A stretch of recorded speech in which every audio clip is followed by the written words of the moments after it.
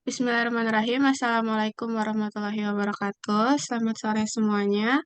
Kami dari kelompok 6 ingin mempresentasikan hasil diskusi kami mengenai analisis kesesuaian laporan keuangan pada Badan Standarisasi Instrumen Lingkungan Hidup dan Kehutanan dengan mata kuliah akuntansi pemerintahan dengan dosen pengampu Ibu Mela Nurdiali. Sebelum masuk ke pembahasan, izinkan kami untuk memperkenalkan diri. Nama saya Sekar Putri Maharani dengan NIM terakhir 161. Nama saya Alfiwa Indrayani Putri dengan NIM akhir 268. Nama saya Lucy Aurelia dengan NIM terakhir 056. Baik, di sini ada pokok pembahasan yang akan kami bahas. Yang pertama di sini ada latar belakang, lalu ada rumusan masalah dan tujuan, ada metode penelitian, gambaran umum perusahaan, kebijakan akuntansi, kesesuaian laporan keuangan, kesimpulan, dan yang terakhir dokumentasi.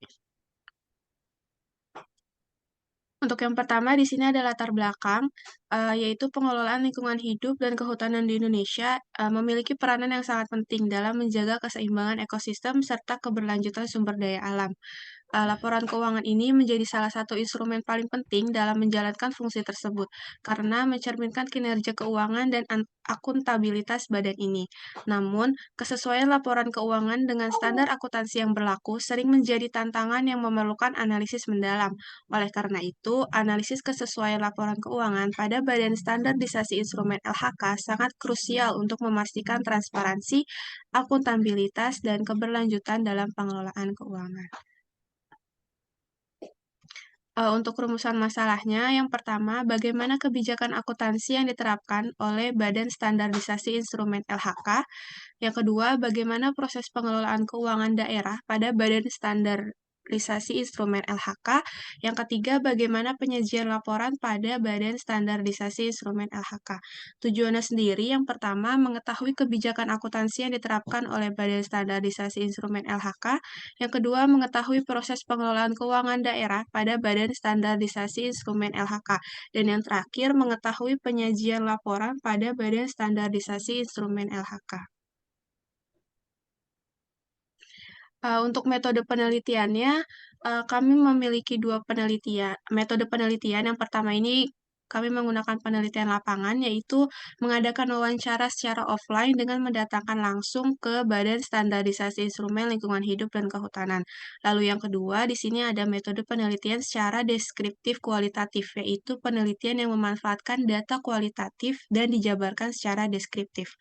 Untuk waktu penelitiannya sendiri, penelitian ini dilakukan pada Badan Standarisasi Instrumen Lingkungan Hidup dan Kehutanan secara offline yang berada di Jalan Raya Gunung Batu, nomor 5 RT 2 RW 1, Pasir Jaya, Kecamatan Bogor Barat, Kota Bogor, Jawa Barat. Penelitian ini dilakukan pada hari Senin, tanggal 20 Mei 2024 pada jam 7.30 sampai dengan 8 waktu Indonesia Barat. Di sini ada gambaran umum mengenai profil Badan Standarisasi Instrumen LHK. Kementerian Lingkungan Hidup dan Kehutanan mempunyai tugas menyelenggarakan urusan pemerintahan di bidang lingkungan hidup dan kehutanan untuk membantu Presiden dalam menyelenggarakan pemerintahan negara. Untuk dasar hukumnya pada Badan Standarisasi Instrumen LHK sendiri, yang pertama di sini Peraturan Presiden Republik Indonesia Nomor 92 Tahun 2020 tentang Kementerian Lingkungan Hidup dan Kehutanan, Aturan Presiden Republik Indonesia Nomor 92 Tahun 2020 tentang Kementerian Lingkungan Hidup dan Kehutanan. Lalu yang kedua, di sini ada Peraturan Menteri Lingkungan Hidup dan Kehutanan Nomor 15. Oke, selanjutnya ini ada visi dan misi. Nah, untuk visinya sendiri yaitu Kementerian LHK memiliki visi terwujudnya keberlanjutan sumber daya hutan dan lingkungan hidup untuk kesejahteraan masyarakat dan mendukung terwujudnya Indonesia maju yang berdaulat, mandiri, dan berkepribadian berlandaskan gotong royong. Selanjutnya yaitu misinya itu ada mewujudkan hutan yang lestari dan lingkungan hidup yang berkualitas, lalu mewujudkan tata kelola pemerintahan yang baik, lalu mewujudkan keberdayaan masyarakat dalam akses kelola hutan baik laki-laki maupun perempuan secara adil dan setara, lalu yang terakhir ada mewujudkan tata kelola pemerintahan yang baik. Next slide. Nah, selanjutnya di sini ada struktur organisasinya. Mungkin boleh langsung di slide. Next slide. Nah, selanjutnya di sini ada kebijakan akuntansi yang dipakai. Yang pertama itu ada PP atau Peraturan Pemerintah Nomor 71 Tahun 2010 tentang standar akuntansi pemerintahan. Lalu yang kedua ada Peraturan Menteri Lingkungan Hidup dan Kehutanan Nomor 15 Tahun 2021 tentang organisasi dan tata kerja Kementerian Lingkungan Hidup dan Kehutanan. Selanjutnya ada analisis penyajian laporan keuangan pada Badan Standarisasi Instrumen LHK, yaitu pada Peraturan Menteri Lingkungan Hidup dan Kehutanan Nomor 15 Tahun 2021 tentang organisasi dan tata kerja, Sekretariat Badan Standarisasi Instrumen LHK mempunyai tugas dalam melaksanakan koordinasi pelaksanaan tugas dan pemberian dukungan administrasi kepada seluruh unit organisasi di lingkungan badan. Boleh, next slide. Ya, selanjutnya ada penyajian laporan keuangannya. Yang pertama itu ada laporan realisasi anggaran atau LRA. Laporan realisasi anggaran ini menggambarkan perbandingan antara anggaran dengan realisasinya yang mencakup unsur-unsur pendapatan LRA, belanja selama periode 1 Januari sampai dengan 30 Juni 2022. Itu yang kita analisis.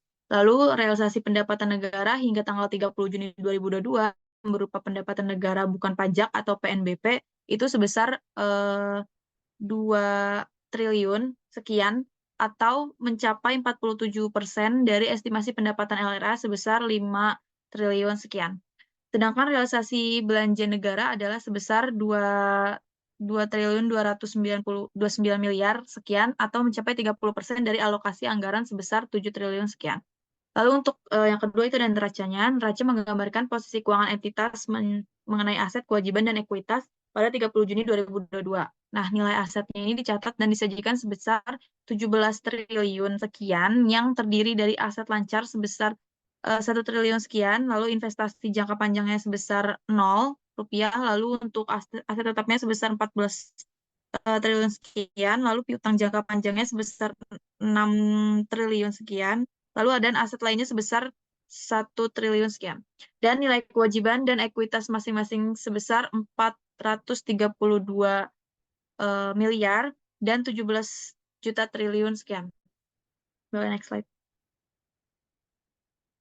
Selanjutnya ada laporan operasional atau LO, menyajikan berbagai unsur pendapatan LO, beban atau surplus defisit dari operasi, dan juga aktivitas lainnya.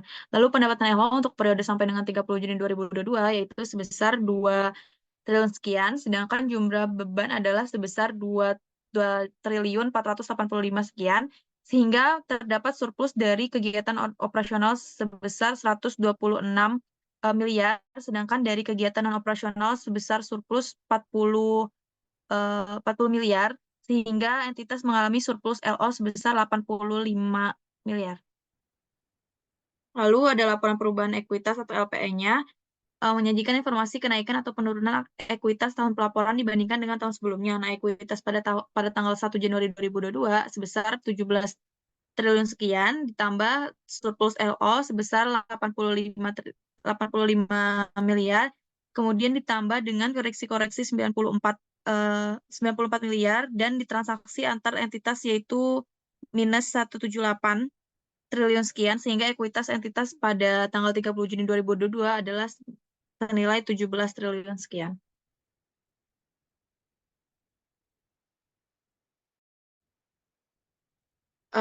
Itu ada CLK atau catatan atas laporan keuangan. Ini menyajikan informasi tentang penjelasan atau daftar terinci atau analisis atas nilai suatu pos yang disajikan dalam laporan realisasi anggaran, yaitu neraca, terus juga laporan operasional dan laporan perubahan ekuitas atau LPE. Dalam laporan keuangan ini, penyajian laporan realisasi anggaran untuk periode yang berakhir sampai dengan tanggal 30 Juni 2022 disusun dan disajikan berdasarkan basis kas, sedangkan neraca, laporan operasional, dan laporan perubahan ekuitas disusun dan disajikan dengan menggunakan basis akrual.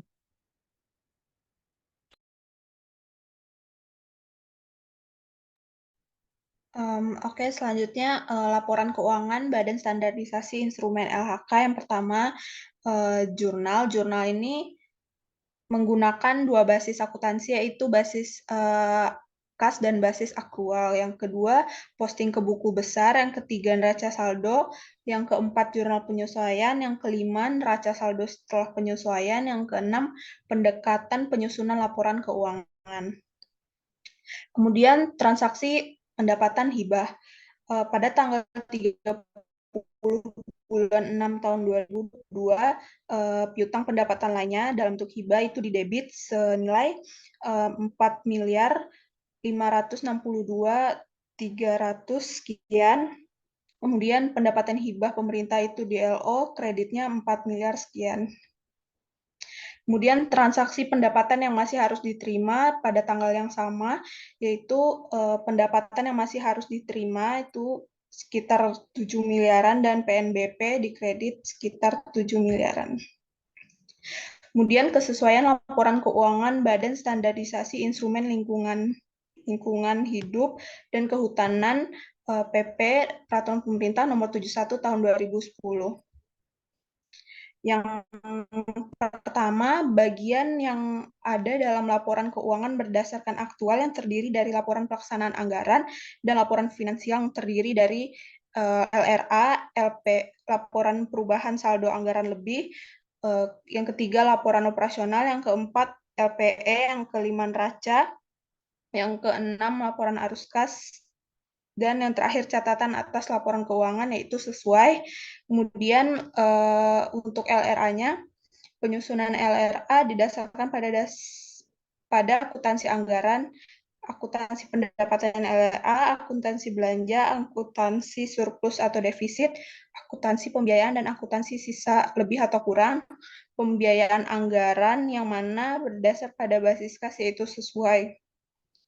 Kemudian laporan perubahan saldo anggaran lebih, saldo anggaran lebih awal, pemakai saldo anggaran lebih, sisa atau kurang pembiayaan anggaran, tahun berjalan, revisi kesalahan pembukuan tahun sebelumnya, saldo anggaran lebih akhir untuk periode tahun berjalan posisi tersebut diatur berbanding dengan periode sebelumnya, itu sesuai. Kemudian untuk LO, dia menyediakan informasi mengenai seluruh kegiatan operasional keuangan entitas pelaporan yang tercerminkan dalam pendapatan LO dari kegiatan operasional, beban, surplus, defisit, operasional dari kegiatan non-operasional, pos-pos luar, dan surplus atau defisit laporan operasional itu telah sesuai. Kemudian untuk LPE, dia menyajikan sekurang-kurangnya pos-pos ekuitas awal atau ekuitas tahun sebelumnya, ekuitas akhir, surplus defisit LO pada periode bersangkutan, dan koreksi yang langsung menambah atau mengurangi ekuitas, antara lain berasal dari dampak kumulatif yang disebabkan perubahan kebijakan akuntansi dan koreksi kesalahan mendasar, itu sesuai. Kemudian neraca merupakan gambaran posisi keuangan entitas pelaporan mengenai aset, kewajiban, dan ekuitas pada tanggal tertentu. Entitas dapat menyajikan pos-pos lain dalam neraca sepanjang penyajian tersebut untuk menyajikan secara wajar posisi keuangan suatu entitas dan tidak bertentangan dengan SAP, itu telah sesuai. Kemudian untuk laporan arus kas, dia telah menyajikan informasi penerimaan dan pengeluaran kas selama periode tertentu yang telah ditetapkan untuk dikelompokkan berdasarkan aktivitas operasi, investasi, pendanaan, dan transitoris. Pemerintah membentuk dan mengemukakan laporan keuangan dengan basis akuntansi akrual, mesti menyusun laporan arus kas pada periode penyajian laporan keuangan sebagai salah satu unit laporan keuangan pokok, itu telah sesuai. Kemudian catatan atas laporan CLK itu telah disajikan secara sistematis. Setiap pos dalam laporan LRA, LPSAL, neraca, LO, laporan arus kas, dan laporan perubahan ekuitas harus mempunyai referensi silang dengan informasi terkait dalam catatan atas laporan keuangan, itu telah sesuai. Kemudian kesesuaian laporan keuangan Badan Standarisasi Instrumen Lingkungan Hidup dan Kehutanan dengan Peraturan Menteri Keuangan Nomor 22 PMK 05/2002 tentang kebijakan akuntansi pemerintah pusat. Yang pertama, jurnal anggaran digunakan untuk mencatat transaksi dan kejadian yang sesuai dengan penetapan hukum atas Undang-Undang APBN atau APBNP serta dokumen keuangan negara yang diatur dalam rincian APBN. atau APBNP, dan dokumen pelaksanaannya yang ada dalam DIPA itu telah sesuai. Kemudian jurnal transaksi belanja digunakan secara kaidah umum akuntansi untuk mencatat transaksi dan kejadian